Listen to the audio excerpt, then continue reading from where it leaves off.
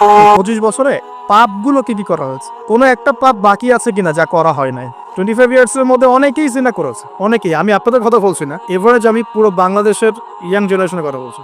25 বছরের ইয়াং এই প্রজন্মটা, এই লেটেস্ট যে প্রজন্মটা, এদের অনেকেই জেনা করেছে, বিবাহ বহির্ভূত সম্পর্ক। এবং আমরা এখন জেনাকে অনেক সময় উস্কেও দেই, আমরা অনেক সময় এটাকে প্রমোটও করি, আমরা এটাকে ফ্যাশনও মনে করি। কারণ আমাদের ঢাকায় মানুষ বলে যে তোর গার্লফ্রেন্ড নাই, এটাই এটাই এটাই হচ্ছে ওদের কাছে অবাক করা বিষয়। সবাই ঘুরে, ঈদের দিন তুই ঘুরতে পারিস না? আমাদের ফ্যামিলির মধ্যে একজন বলেছে তার মেয়েকে, সবাই ঈদের দিনে বাইরে যায়, তুই যেতে পারস না? ঢাকায় এভাবে কথা বলে। তার মানে এটাই ফ্যাশন, মানে আমরা জেনাকে উস্কেও দিচ্ছি। তার মানে 25 বছরে আমরা অনেকে জেনাও করেছি।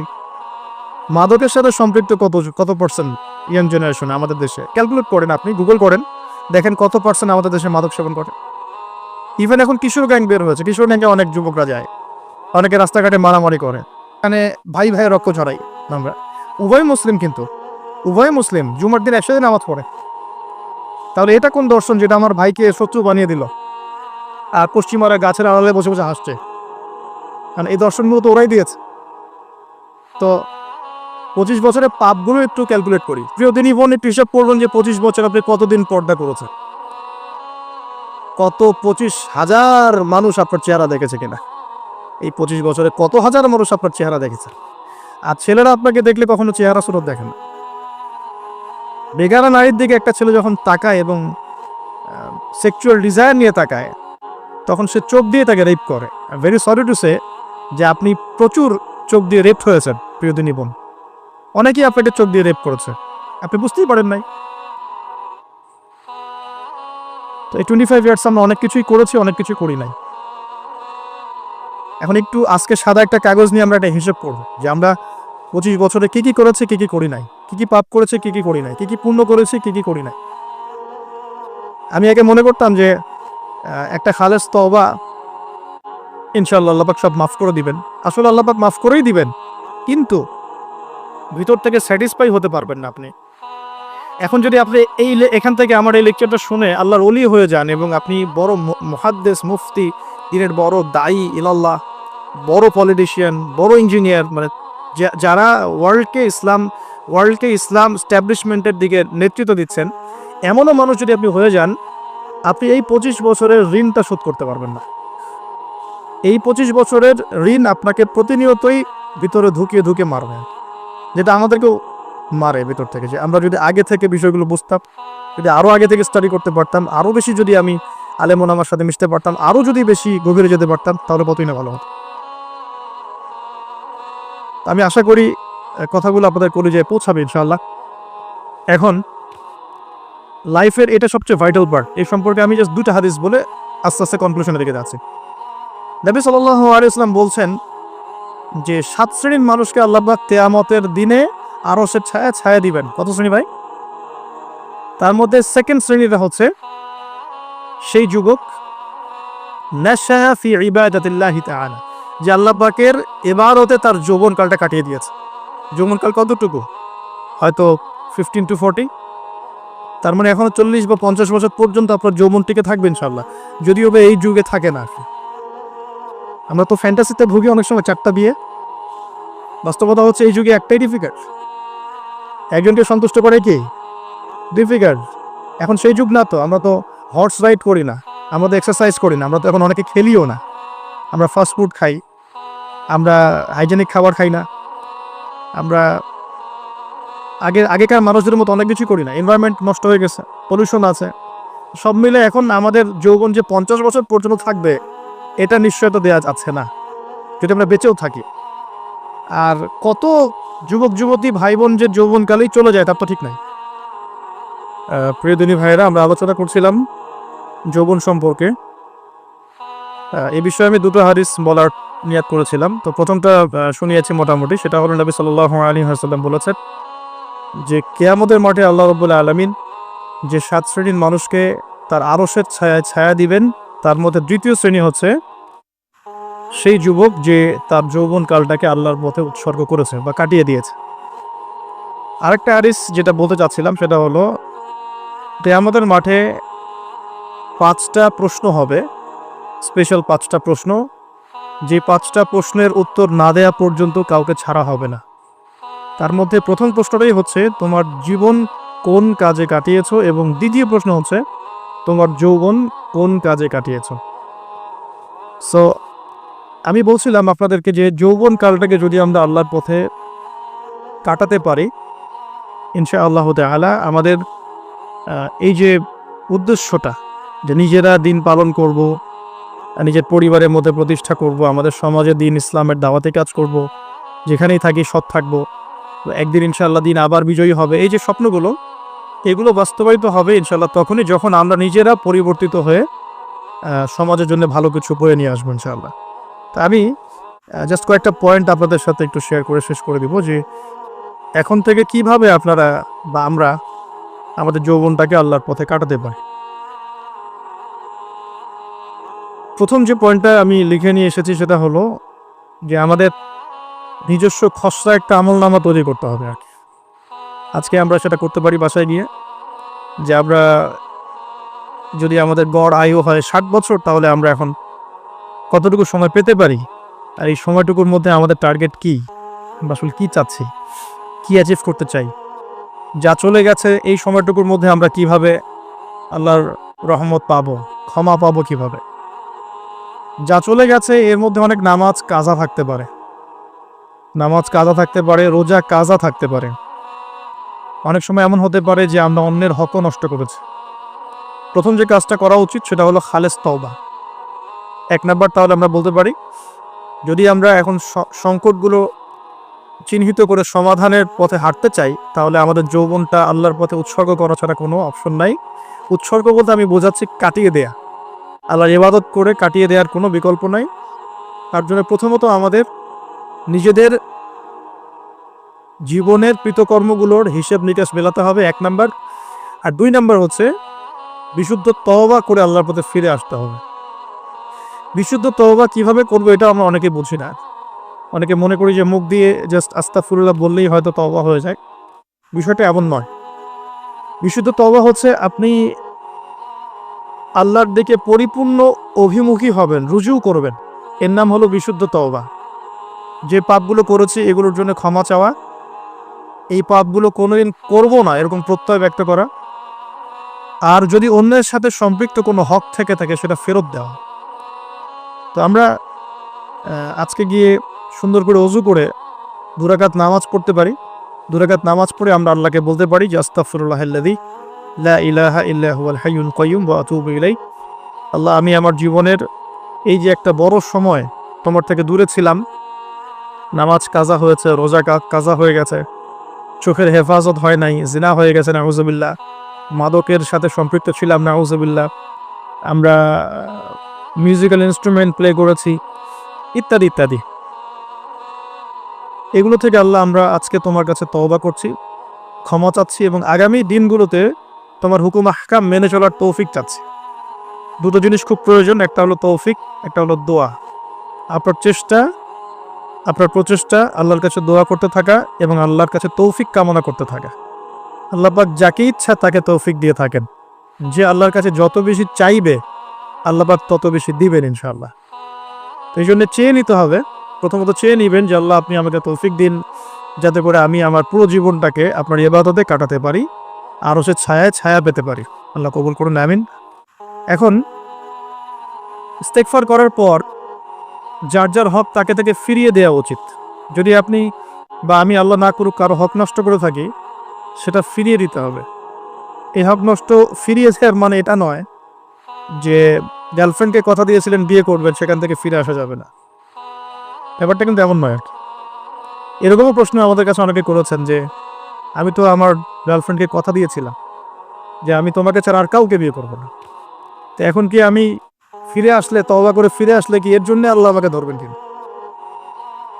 মনে রাখবেন, শয়তান হচ্ছে এই পৃথিবীর সবচাইতে ইন্টেলেকচুয়াল প্রাণী। সিরিয়াসলি, ও যে এত বেশি স্মার্ট যেটা আমাদের চিন্তার বাইরে। যখন শয়তান সরাসরি মানুষকে পথভ্রষ্ট করতে ব্যর্থ হয়, তখন কিছু নেক সুরত ধারণ করে। দিনী ভাই দিনী বোন, এটা নেক সুরত, ঠিক আছে। তারপরে দাড়ি টুপিওয়ালা মানুষের মধ্যে এটা ঢুকিয়ে দেওয়া যে আমি তো অনেক আবেদ মানুষ, পরেজগার, ওরা তো ককরোচ। দেখবেন বেশি না, 1 মাস যদি কেউ নামাজ পড়ে, 1 মাসে 10টা বই পড়াশোনা করে, ইসলাম সম্পর্কে একটু ঘাটাঘাটি করা শুরু করে, অন্যদের সাথে কথা বলার ক্ষেত্রে তার যে বডি ল্যাঙ্গুয়েজ, এটা খেয়াল করবেন।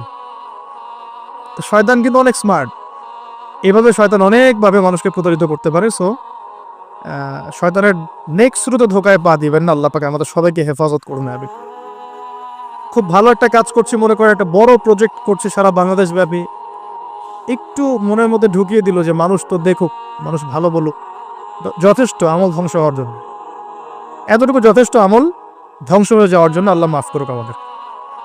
তো প্রথমে প্রিয় ভাই, তওবা করে ফিরে আসা, যার যার হক তাকে তাকে ফেরত দিয়ে দেওয়া। এরপরের সবচাইতে ইম্পর্টেন্ট জায়গাটাই হচ্ছে ইলম অর্জন করা। যেখানে আছেন সেখানেই থাকবেন। মানে যে যে প্রতিষ্ঠানে যে সাবজেক্টে পড়ছেন, এখন আপনাদের প্রায় জীবনের 20টা বছর চলে গেছে, এখন সবার পক্ষে আবার ইউটার্ন করে জিরো থেকে স্টার্ট করা পসিবল না, এবং এটা বুদ্ধিমানের কাজও হবে না। ওই সেকশনে যারা আছেন তাদের সংখ্যা কিন্তু প্রচুর, যারা দিনই লাইনে পড়াশোনা করছেন, ঠিক আছে? আল্লাহ চাইলে তাদের মধ্য থেকেই ইনশাআল্লাহ এমন অনেক বড় বড় মুফতি, মুহাদ্দিস, ইমাম তৈরি হবেন যারা ধর্মীয় অঙ্গনে নেতৃত্ব দিবেন। আর যদি দেখা যায় তারা তাদের দায়িত্ব পালন না করেন, তখন আল্লাহ পাক জেনারেল থেকে মানুষ উঠায় নিয়ে আসবেন। এটা আল্লাহ পাকের কৌশল, আল্লাহ পাক করতে পারেন। এখন আপনি কি করবেন? যেহেতু আপনারা 20-25 বছর পার করে আসছেন, যে সাবজেক্টে পড়ছেন কন্টিনিউ করতে থাকবেন। যদি এনভায়রনমেন্ট থাকে ফ্রি মিক্সিং এর, এখানে আপনি আপনার চোখকে হেফাজত করার চেষ্টা করবেন সর্বোচ্চ। এ ব্যাপারে আমি একটা বই সাজেস্ট করি, এই বইটা পড়লে ইনশাআল্লাহ আপনার অন্তরের মধ্যে এই বিষয়গুলো কমে আসবে ইনশাআল্লাহ। সেটা হলো তাসকিয়া, ও আরেক নামে এসেছে, সেটা হলো তাসাউফ ও আত্মশুদ্ধি। তাসাউফ ও আত্মশুদ্ধি পুরো ওয়ার্ল্ডের ওয়ান অফ দ্য মোস্ট, বলবো যে অনারেবল একজন আলেমে দিন, টপ 10-এর মধ্যে একজন, আল্লামা তাকি উসমানী দামাত বারাকাতুহু, তার লেখা বই তাসাউফ ও আত্মশুদ্ধি। বাংলাদেশে যে মাকতাবাতুল আশরাফ তারা প্রকাশ করেছে। এই বইটা যদি পড়েন, আপনার মনের মধ্যে নফসের যে খারাপ রিপুগুলো, এগুলো আস্তে আস্তে কমতে থাকবেন স্যার। এবং এই বইটা আমি বলি যে বারবার পড়া উচিত, বারবার পড়া উচিত। হ্যাঁ, তো আল্লাহ তৌফিক দান করুন। এখন পুরোপুরি ট্র্যাক চেঞ্জ করতে যাবেন না, আপনি আপনার ট্র্যাকেই থাকবেন। এখন এই ট্র্যাকে থেকে আপনি কিভাবে ইসলামিক বেসিক জ্ঞান অর্জন করবেন, কিভাবে পসিবল? কঠিন, অসম্ভব কিছু না, কঠিন। আমি অভিজ্ঞতা থেকে বলি আমার মতো করে। ফার্স্ট অফ অল, একজন বিজ্ঞ কারি সাহেব, হাফেজে কোরআন বা কারি, প্রাথমিক স্টেজ বলছি, বিজ্ঞ একজন কারি সাহেব বা হাফেজে কোরআন, যার সাথে আপনার ভালো সম্পর্ক বা যাকে আপনি চিনেন, রিনাউন্ড, বা যিনি খুব কোঅপারেটিভ, আপনাকে সময় দেন, টাইম দেন, এরকম কারো কাছে গিয়ে আপনি কোরআন তেলাওয়াত করা শিখবেন আগে। ফার্স্ট অফ অল এটা কাজ, কোরআন তেলাওয়াতটা আগে শিখবেন। অনেক সময় উদ্ধতা বশত বড় বড় আলেমদেরকে বাহাসের জন্য চ্যালেঞ্জ করে থাকেন, অথচ কোরআন তেলাওয়াত শুদ্ধ না। কোরআন তেলাওয়াত শুদ্ধ না মানে নামাজই হচ্ছে না। কোরআন তেলাওয়াত শুদ্ধ না মানে কি? নামাজ হচ্ছে না। কবুল করার মালিক তো আল্লাহ, শর্ত তো এটা। কবুল করার মালিক তো আল্লাহ। আল্লাহ পাক চাইলে কেউ এক ওয়াক্ত নামাজ না পড়লেও তওবা করে ফিরে আসছে মওতের আগে, হয়তো আমরা জানি না, আল্লাহ মাফ করে দিয়েছেন, হতে পারে না? এটা তো শর্ত। কোরআন তেলাওয়াত তাজবিদের সাথে শিখতে হবে। তো এখানে যদি একজন আলেম থাকেন, একজন কারি থাকেন, হাফেজ থাকেন, তার কাছে আপনারা ব্যাচ করে পড়লেন, অথবা সে যদি কোনো ইনস্টিটিউট খুলে সেখানে আপনারা একটু সময় দিলেন, বা যারা পড়তে জানেন আবার মস্ক করে নিলেন। ফজরের উপর 1 ঘন্টা, সপ্তাহে 3 দিন, 3 মাস এনাফ। ফজরের উপর 1 ঘন্টা, সপ্তাহে 3 দিন, আপনার 2 থেকে 3 মাস যথেষ্ট। কোরআন তেলাওয়াত আপনি শিখে ফেলবেন ইনশাআল্লাহ। এটা প্রথম কাজ। এটা না করে পরের কাজগুলো আসলে পসিবল না। এগুলো সব জাতামাতা কাজ হয়ে থাকবে, এগুলো মানে পূর্ণতা পাবে না। প্রথম কাজটাই কোরআন তেলাওয়াত শেখা। এরপরে আপনার অনেকে তাবলিগ জামাতে সময় দিবেন। অনেকে দেখা যায় যে বাসায় দিনই বই পুস্তক পড়েন, এগুলো পড়বেন, ঠিক আছে। অনেকে হাদিসের বইয়ের যে অনুবাদগুলো হয়েছে এগুলো পড়বেন, সমস্যা নেই। কিন্তু কোরআন তেলাওয়াত অবশ্যই শিখবেন। তারপরে আপনি যদি এখান থেকে বের হওয়ার পরে বা রানিং অবস্থাতেও যদি সময় বের করতে পারেন তাহলে মাদ্রাসা অঙ্গনের কোনো আলেমের সহবতে গিয়ে আপনি অ্যারাবিক ল্যাঙ্গুয়েজ এবং অ্যারাবিক গ্রামার শিখবেন। ওটা আপনার শেখার লেসন 2, কোরআনের পর এটা শেখার লেসন 2। অ্যারাবিক ব্যাকরণ, অ্যারাবিক গ্রামার এবং অ্যারাবিক ল্যাঙ্গুয়েজ ছাড়া কোরআনের তাফসির তর্জমা এগুলো বোঝা যায় না। যে যাই বলুক এটাই ফুল স্টপ কথা। তাফসির আপনি তো বঙ্গানুবাদ দেখে অনেক কিছু বুঝতে পারেন ঠিকই, আল্লাহ পাক বলেছেন সুদ খেও না, জেনার ধার কাছে যেও না, এগুলো কমন মেসেজ, সেগুলো সবাই নিতে পারে। একজন অমুসলিম ভাইও সেই ওইটা যদি বাংলা পড়তে পারে সেও বুঝতে পারবে কি বলতে যাচ্ছেন আল্লাহ পাক। অ্যারাবিক ল্যাঙ্গুয়েজ, অ্যারাবিক গ্রামারের ভিতরে না ঢুকলে আপনি কোরআনের ভাষাটাকে ধরতে পারবেন না, আল্লাহ পাকের যে মানে ঐশী গ্রন্থের বালাগাত এটা আপনি বুঝতে পারবেন না। আমরা যদি এখানকার ল্যাঙ্গুয়েজ কি বইগুলোর ইংরেজি না বাংলা? ইংলিশ, মাশাআল্লাহ। ইংলিশ ল্যাঙ্গুয়েজ যদি না জানতাম আমি কি এখানে পরীক্ষা অ্যাটেন্ড করতে পারতাম? আমি তো ওই টপিকটাই বুঝবো না কোন টপিক আলোচনা হচ্ছে, স্যার কি পড়াচ্ছেন। আমার তো ইংরেজি গ্রামারের এবং ইংরেজি ল্যাঙ্গুয়েজটিক আমার কোনো দক্ষতা নাই। তাহলে আমি কিভাবে ওই চ্যাপ্টার 1, চ্যাপ্টার 2, চ্যাপ্টার 3 এই টপিক ওই টপিক কেমন করে বুঝতে পারি? সিমিলার এখানে কোরআনের ক্ষেত্রে যদি আপনি ল্যাঙ্গুয়েজগুলো না জানেন এবং গ্রামারটা না বোঝেন তাহলে কোন সূরার ভিতরে কি গভীর মর্ম এগুলো আপনি ধরতে পারবেন। ভাষা একটা অর্থ বুঝতে পারবেন, ভাষা অর্থ পরীক্ষায় পাশ করাতে পারে, কিন্তু A+, গোল্ডেন A+ আনতে পারে না। আশা করি আপনি বুঝতে পারছেন যে আমি কি বলতে যাচ্ছি। তো এটার জন্যে এখন এক্সাম্পল বুঝে নেন, এই যে এখানে ইংরেজি ল্যাঙ্গুয়েজ পড়ছেন, ওই ল্যাঙ্গুয়েজের উপরে বেস করে আপনি বইগুলো শেষ করছেন, এটা কি ওস্তাদ ছাড়া করছেন না ওস্তাদ সহ করছেন? টিচার লাগে না? সেম জিনিস, কোরআনের ভাষা শিখতে হলেও, গ্রামার শিখতে হলেও এরকম কিছু ওলামা একরাম আপনাকে খুঁজে বের করতে হবে। এখন ওলামা একরামরা কিন্তু অনেক ব্যস্ত, অনেকের অনেক কাজ থাকে, অনেকের মাদ্রাসা থাকে, অনেকের দিদি খেদমত থাকে। এর মধ্যেও আল্লাহর কাছে দোয়া করতে থাকেন, ইনশাল্লাহ আপনাকে আপনার ওস্তাদ আল্লাহ পাঠিয়ে দিবেন ইনশাল্লাহ।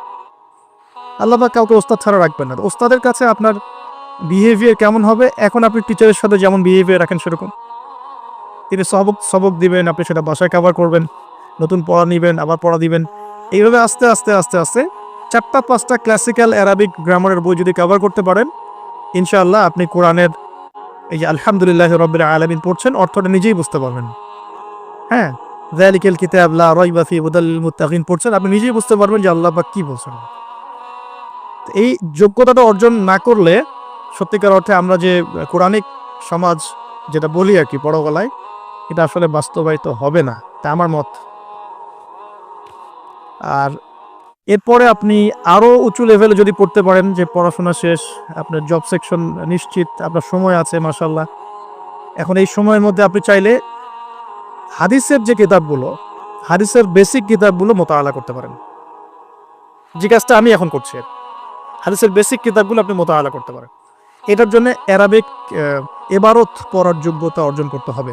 এটা হচ্ছে জবর জের পেশ ছাড়া আরবি পড়ার যোগ্যতা।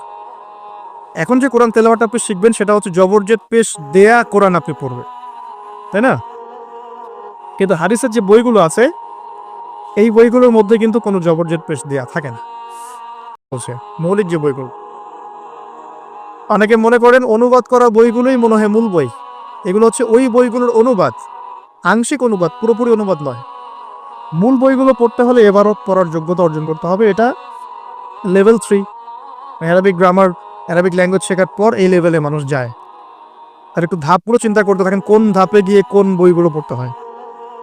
আর অনেক সময় আমরা কি উদ্ধত আচরণটাই না করি হুজুরদের সাথে, আলেমদের সাথে, স্কলারদের সাথে। বিকজ আমাদের সামনে একটা চমৎকার প্ল্যাটফর্ম আছে ফেসবুক, তাই না? এখানে তো মানে রাত দিন, দিন আর রাত, একে রাতকে দিন বানানো যায়, দিনকে রাত বানানো যায়। হ্যাঁ, এখানে ওই যে আলোর প্রতিসরণের মতো হয় আর কি, সাইজ এতটুকু, বিম্ব হবে এত। তো আল্লাহ মাফ করুক আমাদেরকে।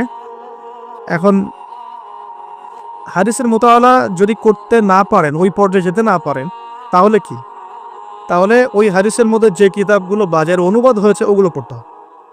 যেমন অনুবাদ হয়েছে ফয়জুল কালাম একটা হাদিসের কিতাব, মাদ্রাসায় পড়ানো হয়। এর মধ্যে চমৎকার অনেকগুলো হাদিস আছে, প্রায় সম্ভবত 1000-এর বেশি হবে। এরপরে মোতাআলা করতে পারেন আপনি মিশকাতুল মাসাবিহ, এই বইটাও অনুবাদ হয়ে গেছে। এটাও ভালো কিতাব মাশাআল্লাহ। এরপরে আছে রিয়াদুস সালেহিন, এটাও একটা চমৎকার কিতাব। বুলুগুল মারাম মিন আদিল্লাতিল আহকাম, এটা একটা কিতাব আছে, এটাও মোতালা করতে পারেন হাদিসে। এখন এখন যেটা বলছি, ইসলামিক ফাউন্ডেশন হয়েছে অনেক আগেই। এছাড়া বাংলা বাজার ঢাকায় যে ইসলামিক লাইব্রেরিগুলো, প্রকাশনা সংস্থাগুলো আছে, তারা মোটামুটি আবু দাউদ, তিরমিজি, নাসাই, ইবনে বাজা, কোনো কোনো প্রকাশনী বুখারী মুসলিমের কিছু ভার্সনও অনুবাদ করেছে। তবে এই উঁচু লেভেলের হাদিসের কিতাবগুলো শুরুতেই হাত দেওয়া যাবে না, এটা একটা মাথায় রাখবেন। শুরুতেই এই বড় বড় কিতাবগুলো হাত দেওয়া যাবে না। প্রথমে মানে আমরা তো আগে এসএসসি ইন্টার পাস করে এখানে আসছি না, নাকি আগে ডাইরেক্ট এখানে পড়তে হয়েছে? একই বিষয়। ওরকম ফয়জুল কালামের মতো বইগুলো আগে পড়তো, ফয়জুল কালাম, আলফিয়াতুল হাদিস, রিয়াদুস সালেহিন, মিশকাত, এগুলো আগে পড়ুন, তারপরে গিয়ে যদি যোগ্যতা হয় ওই বইগুলো হাত দিবেন। তবে অনেক সময় দেখা যাবে একটা হাদিস বুঝতে পারছেন না, কোরআনের আয়াত বুঝতে পারছেন না, ওই অবস্থাতেই ওই হাদিস এবং ওই কোরআন আয়াতকে রেখে দিবেন। এটাকে নিয়ে কোনো রকমের কনক্লুশনে চলে যাবেন না, আর ওইটাকে নিয়ে প্রচার করতে যাবেন না। বরং এগুলোকে একত্রিত করে সপ্তাহে একদিন আবার আলেমের কাছে চলে গেলেন, ওস্তাদ এগুলো বুঝি নাই, লাস্ট উইকে আমি এগুলো পড়েছি, এটা বুঝি নাই, তিনি বুঝিয়ে দিবেন ইনশাআল্লাহ। এগুলো পড়াশোনা। এর পাশাপাশি আমি বলছি বিষয়ভিত্তিক ইতিহাসের বই চলে আসছে, ইসলামের ইতিহাসের বই চলে আসছে, তারপরে সিরাতের অনেক বই চলে আসছে, প্রায় 40-45টা বই পাওয়া যায় সিরাতের এখন বাংলাদেশ। তারপরে ফিকহের অনেক বই অনুবাদ হয়ে গেছে। এছাড়া আকিদার অনেক বই পাওয়া যায়। সবচেয়ে ভালো হয় যে আকিদা তাহাভিয়া বইটা পড়তে পারেন, এই বইটা পড়লে অনেক চমৎকার হবে। এর পাশাপাশি বরেণ্য ওলামায়ে কেরামদের বই পড়বেন। মানে বরেণ্য ওলামায়ে কেরাম কারা? যারা পুরো ইসলামিক বিশ্বের স্বীকৃত, যারা কোনো সাম্প্রদায়িকতা বিলং করেন না, আমি এই সম্প্রদায়ের মানুষ, আমি ওই সম্প্রদায়কে মুসলিম মনে করি না, এরকম না, যারা বরেণ্য রিনাউন্ড ওলামায়ে কেরাম সারা ওয়ার্ল্ডে। এই যে বললাম আল্লামা তাকি উসমানী হাফিজাহুল্লাহ, একজন বরেণ্য আলেম, তার যে কোনো কিতাব চোখ বন্ধ করে পড়তে পারে, কোনো সমস্যা। বাংলাদেশে আব্দুল মালেক সাহেব হাফিজাহুল্লাহ, মারকাজুদ দাওয়াত পরিচালক, একজন বরেণ্য আলেম। আশরাফ আলী থানভী রাহিমাহুল্লাহ একজন বরেণ্য আলেম। হানাফি কওমের ফিকহে এরকম অনেক বরেণ্য ওলামায়ে কেরাম আছেন। তারপরে আরবের মধ্যে এমন অনেক বরেণ্য আলেম আছে, শাইখ উসাইমিন, শাইখ বিন বাজ, সলেহ আল ফাউজান, এরকম অনেক বড় বড় আলেম আছে যারা রিনাউন্ড ওলামায়ে কেরাম। তাদের কিতাবগুলো আপনি পড়তে পারেন, কিন্তু যাদের লেখা এবং গবেষণাগুলো ছাত্র পর্যায়ের, এগুলোকে আপনি প্রামাণ্য বই বানাবেন না। তো প্রামাণ্য বই পড়বেন আর আলেমের সাথে সম্পর্ক রাখবেন, দুটো যখন একসাথে থাকবে তখন আপনি কিছু আটকে গেলেও তার সাথে পরামর্শ করে একটা কনক্লুশন খুঁজে পাবেন। এগুলো হলো জাস্ট বই সংক্রান্ত কথা বললাম। এখন এগুলো হচ্ছে সবচেয়ে বড় বিষয়টা, হচ্ছে এগুলোর চাইতে বেশি বড় বিষয় হচ্ছে যে কোনো একজন, অন্তত পক্ষে একজন, আপনি চাইলে 10 জনের সাথেও রাখতে পারেন, কিন্তু অন্তত পক্ষে একজন মুহাদ্দিক আলিমের সাথে আপনি সম্পর্ক রাখবেন পরামর্শের জন্য। অন্তত পক্ষে একজন মুহাদ্দিক আলেমের সাথে, মানে অপপন্থী মুহাদ্দিক আলেমের সাথে আপনি সম্পর্ক রেখে চলবেন। অনলাইনের যুগ, এটা তো কিন্তু সহজ। আর সম্পর্ক শুধু অনলাইন কেন্দ্রিক হবে এমনটাও বলছি না, তার সাথে সাক্ষাৎ করবেন, তার কাছে নসিহত নেবেন, তার কাছে গিয়ে কিছু পড়বেন, তাকে দেখবেন তিনি কিভাবে আমল করেন, ব্যক্তি জীবনে তিনি কেমন, তিনি আপনাকে কি নসিহত করেন, তার সাথে মিশবেন। সোহবত মানে কি? মানে আমরা কি শুধু টিচারদের মানে পড়াশোনাগুলোই ফলো করি না, টিচারকে দেখিও বটে। আমরা বস্তুবাদী এডুকেশনের ক্ষেত্রে হয়তো অত কেয়ার করি না, টিচার যেটা পড়াচ্ছেন ওটা জাস্ট টুকে নেই, পরীক্ষা পাস করলেই হইল। আমরা টেন্ডেন্সি এমন, কিন্তু ইসলামিক এডুকেশনটা কিন্তু এমন নয়। সাহাবায়ে কেরাম রাদিয়াল্লাহু আনহুম আজমাইন, তারা এই আমাদের মতো কাগজের বই পুস্তক পড়ে ইসলাম শেখেন নাই। কীভাবে শিখেছেন? তাহলে সরাসরি নবীকে দেখে শিখেছেন। নামাজ পড়তে গিয়েছেন, দেখেছেন নবী কেমন করে নামাজ পড়েন, দেখছেন নবী কেমন করে হাঁটেন, দেখছেন নবী কেমন করে কাপড় পরেন, দেখছেন নবী কেমন করে আতর ইউজ করেন, কেমন করে তিনি হাসেন, কেমন করে মানুষের সাথে মেশেন, হ্যাঁ, কথা বলার সময় কেমন করে মানুষের দিকে তাকান। খুঁটে খুঁটে একটা একটা করে নিয়ে হাদিসের এক একটা অধ্যায় রচিত হয়েছে। নবী কেমন করে তাকান, নবী কেমন করে মেসওয়াক করেন, নবী কেমন করে হাসেন, এগুলো আপনি অধ্যায় পাবেন। ইভেন আপনি অধ্যায় পাবেন নবী কেমন করে চুল আঁচড়ান। তাহলে আপনি দেখেন সাহাবীরা কিভাবে খুঁতে খুঁতে নবীকে দেখেছেন। বলা হয় আব্দুল্লাহ বিন মাসউদ রাদিয়াল্লাহু আনহু সম্পর্কে, তিনি নবীকে এত বেশি কপি করতেন হাঁটা চলা কথাবার্তায়, যে নবী সাল্লাল্লাহু আলাইহি ওয়াসাল্লাম পরের যুগের অনেক মানুষ এসে দ্বিধাদ্বন্দ্বে পড়ে যেত যে রাসূল সাল্লাল্লাহু আলাইহি ওয়াসাল্লামকে দেখছেন নাকি, এমনভাবে কপি করতেন। এমনভাবে। সো এখানে আমি সোহবতের বিষয়টা বোঝাতে যাচ্ছি যে যে কোনো অন্ততপক্ষে একজন মুহাক্কিক আলেমের সাথে সম্পর্ক রাখবেন, অন্তত একজন। আপনি চাইলে 10 জন 20 জন 50 জনের সাথে রাখতে পারেন, অন্ততপক্ষে একজন যাকে দেখে আপনি শিখবেন, আপনার স্টাডিগুলোকে আপনি যেটা সমস্যা ফেস করছেন সেগুলোকে তার সামনে পেশ করতে পারেন। যেহেতু আমরা সব সাধারণ মানুষ, আমরা তো কেউ স্কলার নই এখানে, আমরা কেউ মানে যেটা বলি যে মুজতাহিদ, ইজতেহাদ করার যোগ্যতা রাখি না আমরা এখানে কেউ। সেক্ষেত্রে অবশ্যই আমাদেরকে পূর্বসূরি ওলামায়ে কেরামদেরকে ফলো করতেই হবে, কারণ কোরআন সুন্নাহ নতুন করে গবেষণা করে আপনি তো সব মাসআলা বের করতে পারবেন না। এই কারণে আমাদেরকে মাযহাব মানতে হয়, এটা খারাপ কিছুই না। এটা নিয়ে অনেক কথা সমাজে এখন শুনি, দেখি, দরকার নাই, আমরা লা মাযহাবি, আমরা এইটা আমরা সেটা। এগুলো আসলে বোগাস কথাবার্তা এবং সমাজ বিভক্তকরণের মূল হাতিয়ার এগুলো হয়ে গেছে। সমাজের ইউনিটি নষ্ট করবেন কেন? কোরআন এবং সুন্নাহ আল্লাহ ফলো করতে বলেছেন, দ্যাটস অল। কোরআন সুন্নাহ আপনি কি এখন, আমি যদি আপনাকে কোরআন এই যে দিলাম, নিন কোরআন, নিন তাফসির ইবনে কাসির, নিন তাফসির জালালাইন, নেন আপনি তাফসিরে মারিফুল কোরআন, নেন এইটা, এই যে বুখারী নেন, মুসলিম নেন, তিরমিজি, আবু দাউদ, নাসাই সব নিয়ে নেন। এখন আপনি কি গবেষণা করে সব মাসআলা আমাকে দিতে পারবেন? ইম্পসিবল, আমার পক্ষে ইম্পসিবল। তাহলে এগুলো যারা গবেষণা আগে করেছেন তাদের কিতাব তো অনেকে পড়তে হচ্ছে। এটাই হলো তাদের মত নেয়া, তাদের মত অনুযায়ী পথ চলা। তো এই জিনিসগুলো নিয়ে যারা বাড়াবাড়ি করছে এটা খুবই দুঃখজনক। অবশ্যই কোরআন সুন্নাহকে ফলো করতে হলে আমাদেরকে আপপন্থী উলামায়ে কেরামের সোহবতে যেতেই হবে, তাদের বইপত্র, লেকচার, তাদের নসিহত, তাদের ফিকহের কিতাব এগুলো আমাদের ঘাটতে হবে। আদারওয়াইজ আমরা সরাসরি কোরআন সুন্নাহর দাবি করলেও মানতে পারবো না, সরাসরি কোরআন সুন্নাহ মানিয়ে দাবি করলেও মানতে পারবো না, বিকজ আমি তো কোরআন সুন্নাহ সব জ্ঞান রাখি না। ক্রিপ্টোকারেন্সি হালাল না হারাম আমি যদি আপনাকে এখন প্রশ্ন থ্রো করে দিই, দেন সব বই দিয়ে দিলাম কোরআন সুন্নাহর, আপনি কি ঘেটে আমাকে অ্যান্সার দিতে পারবেন? তাহলে এটা ঘাটবে কারা? যারা এটা ঘাটার যোগ্যতা রাখে। তারা ঘেটে যখন একটা প্যানেল করে একটা ফতোয়া যখন আসবে যে না এটাই, তখন আমরা সেটাকে ফলো করব। That's all. এই জিনিসটা রাসূল সাল্লাল্লাহু আলাইহি ওয়াসাল্লামের যুগেও ছিল, সাহাবীদের যুগেও ছিল, তাবেঈনদের যুগেও ছিল, এটা আস্তে আস্তে চলে আসছে এই পর্যন্ত। তো এখানে ক্লাসিক্যাল যে ইসলাম চলছে এখানে থাকলে আপনার বিভ্রান্ত হওয়ার কোনো চান্স নাই। কিন্তু এর আশপাশে ব্যাঙের ছাতার মতো অনেক মতাদর্শ এসেছে এখন, নতুন নতুন অনেক। এগুলোতে পা দিলে নেক্সট সুরতে ধোকা খাবেন শয়তানের মতো। মনে হবে যে আমি তো সরাসরি কোরআন সুন্নাহ ফলো করি, আদতে আপনি কোরআন সুন্নাহই ফলো করছেন না। আদতে আপনি কোরআন সুন্নাহর কিছুই ফলো করতে পারবেন না, ফলো করলেও আংশিক পারবেন, আংশিকটা পারবেন না। একটা মাসআলা মনে করেন, একটু বলেন এই জায়গায়, একটা মাসআলা মনে করেন এসেছে যে আমরা বর্তমান অর্থ